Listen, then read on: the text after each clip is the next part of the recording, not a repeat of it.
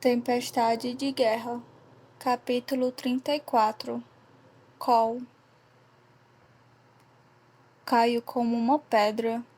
A armadura inútil e arrogante que nunca fez nada além de me deixar mais lento, não vai me proteger de uma queda de 30 metros nas águas furiosas. Ela não pode me salvar, e eu não posso salvar Mar. Minhas mãos tateiam inutilmente, procurando qualquer coisa em que me segurar, mas a névoa só silva pelos meus dedos. Não consigo nem gritar. Escombros tombam conosco e me preparo para o impacto com o concreto sólido. Talvez me esmague antes que eu me afogue. Seria uma pequena misericórdia.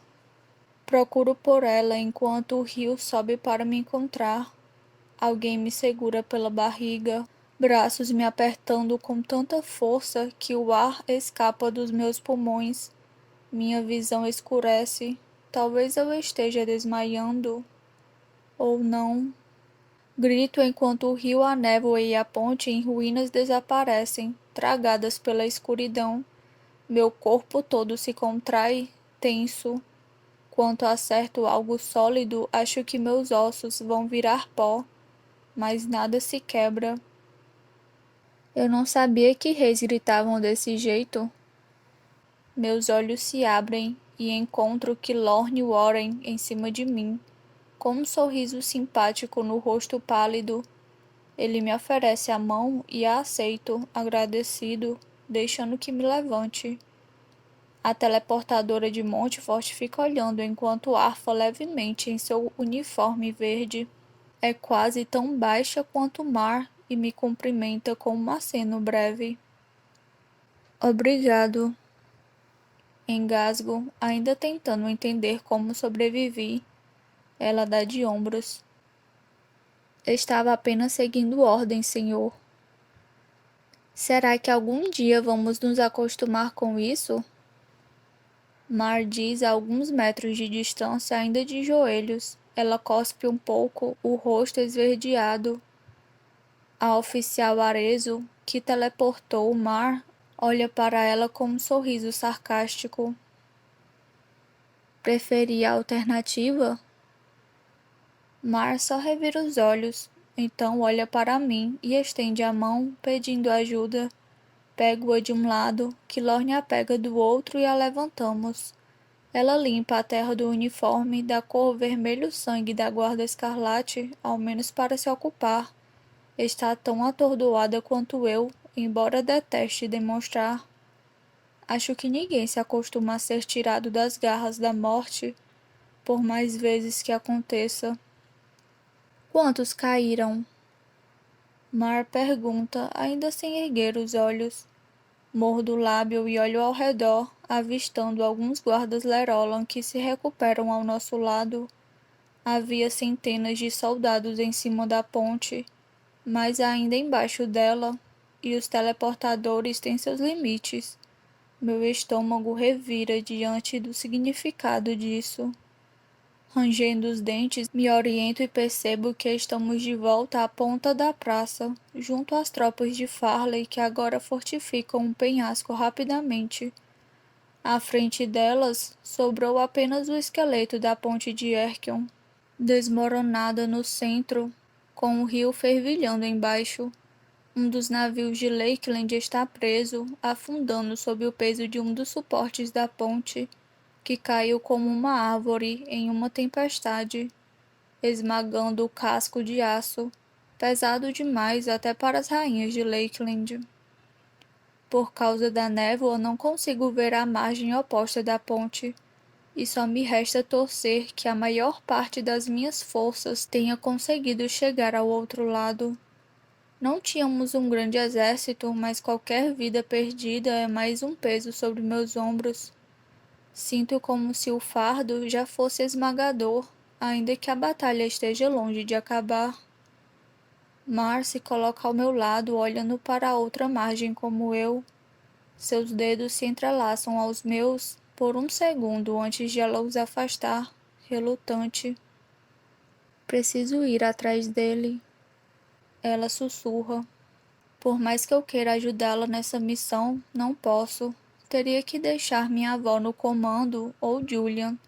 Nenhum dos dois está preparado para defender Erkion, muito menos para trabalhar em conjunto com Diane Farley.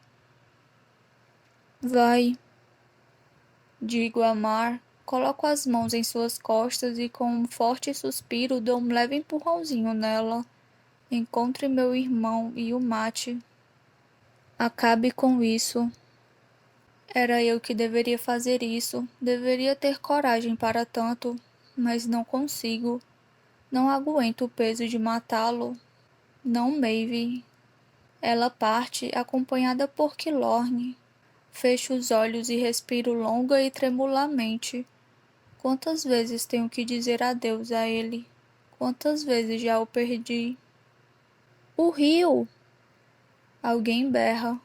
Abro os olhos de repente, deixando meus instintos assumirem. Treinei durante anos para ser um guerreiro e um general, para ver a batalha bem diante dos meus olhos e a quilômetros de distância. Imediatamente tento imaginar a cidade na minha cabeça, dividida ao meio pelo rio capital, agora estrangulado pela armada de Lakeland. Estamos do outro lado de Erkion, isolados, contando apenas com teleportadores para chegar ao outro lado. Quantos deles, não sei. Definitivamente não o bastante caso os soldados de Lakeland decidam voltar sua atenção para os penhascos e as pessoas aqui em cima. Farley continua em seu ponto alto, com uma arma poderosa no ombro. Ela olha para baixo com os binóculos. Parece uma estátua, sua silhueta demarcada pela névoa e pela fumaça. Ainda está enchendo? Pergunto, me aproximando dela para olhar melhor. Farley me passa os binóculos, mantendo o olhar fixo no mesmo ponto. E rápido, olha lá embaixo. Ela acrescenta, apontando para o sul com o polegar. Não é difícil ver a que se refere. Espumas se aproximam, as ondas quebrando cortantes, enquanto Lakeland puxa mais e mais água do oceano.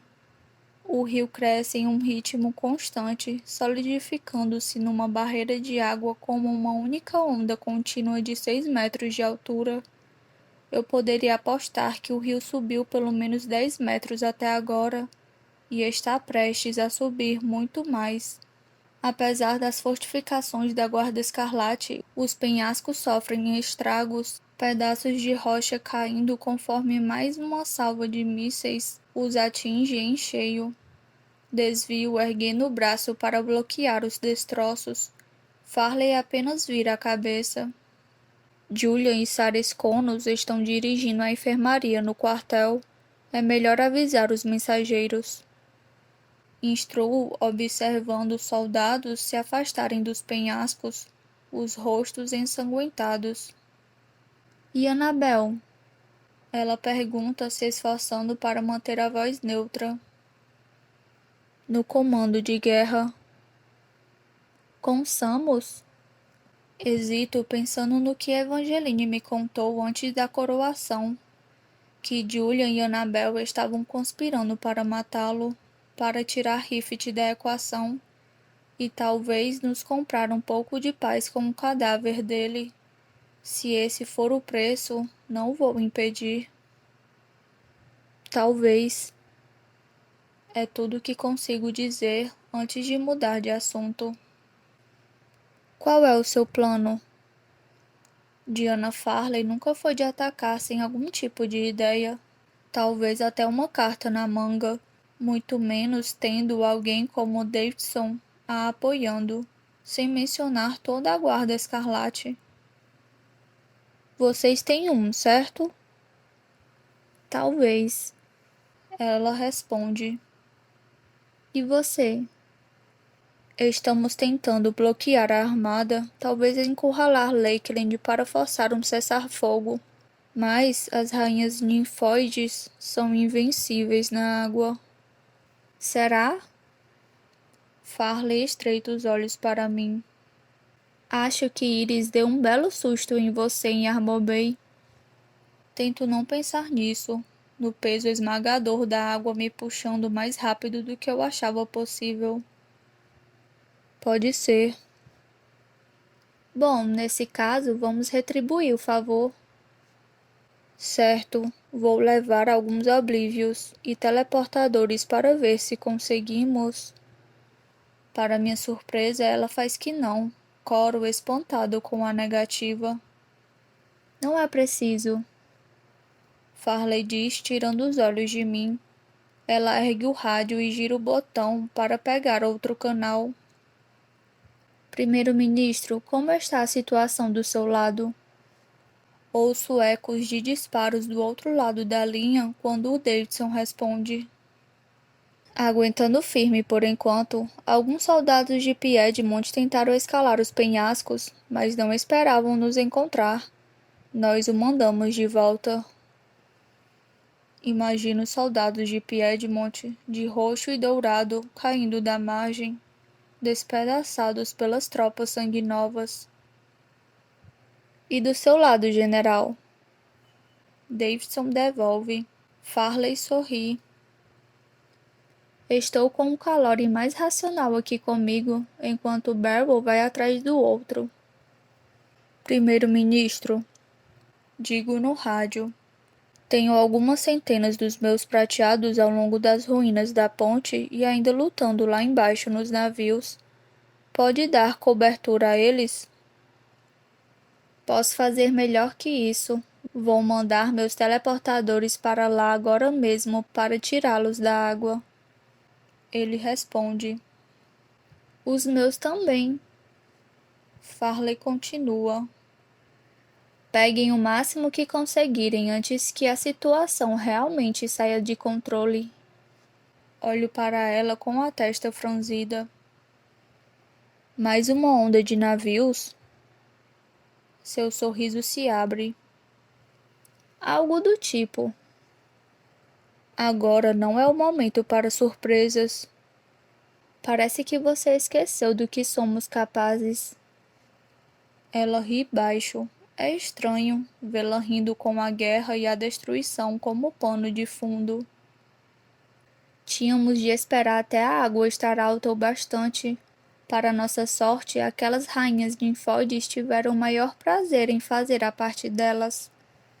Olho para a água novamente, para a onda que agora quebra contra os navios, erguendo os cascos até estarem na altura dos penhascos mais baixos. Mais algumas ondas e vamos estar cara a cara com eles, com todos os mísseis e bombas apontados para nós. Não entendo como pode ser uma posição desejável. Farley parece achar graça na minha confusão. Fico feliz que tenha decidido ver as coisas do nosso jeito, Cole. Do jeito certo, respondo. Do jeito como deveria ser. Seu sorriso se fecha, mas não de desagrado. Surpresa, talvez. Pela primeira vez, seu toque é gentil, movido por compaixão. Ela encosta em meu ombro. Chega de reis, Calori. Chega de reis. Repito. Em vez de Farley, dos mísseis, dos navios, da água, do grito dos soldados feridos, é a voz da minha mãe que ouço, a voz que penso que ela tinha. Cole não será como os que vieram antes dele. Ela queria determinado caminho para mim, assim como meu pai. Queria que eu fosse diferente, mas ainda queria que eu fosse rei. Espero que minha escolha fosse deixá-la orgulhosa. Por falar em reis, Farley murmura e sua atitude muda num instante. Ela se empertiga e aponta para um vulto cruzando a praça. Aquele é... A capa preta sacode na névoa, revelando os membros cobertos pela armadura espelhada e perfeita. Seus passos são seguros e rápidos enquanto atravessa a multidão, os soldados abrindo caminho para deixá-lo passar. Sem diminuir o ritmo, ele sobe na ponte em ruínas. Voluçamos. Sussurro entre os dentes. O que quer que esteja prestes a fazer não vai acabar bem para nós. Ele não diminui o passo, mesmo quando a ponte sob seus pés se torna mais e mais precária. Os navios, subindo a maré criada à força, estão quase diretamente embaixo dele, e ainda assim Volo não para, nem mesmo na beirada. Farley perde o ar quando ele se joga, seu corpo caindo lentamente, sua capa e sua armadura inconfundíveis na névoa. Desvio os olhos porque não posso vê-lo se quebrar no aço lá embaixo. Do outro lado da praça, identifico minha avó, com a postura resoluta, o uniforme de batalha incandescendo em vermelho e laranja. Ela me encara entre a confusão de soldados. Ao seu lado, Julian baixa a cabeça. Acho que ele nunca tinha matado ninguém antes.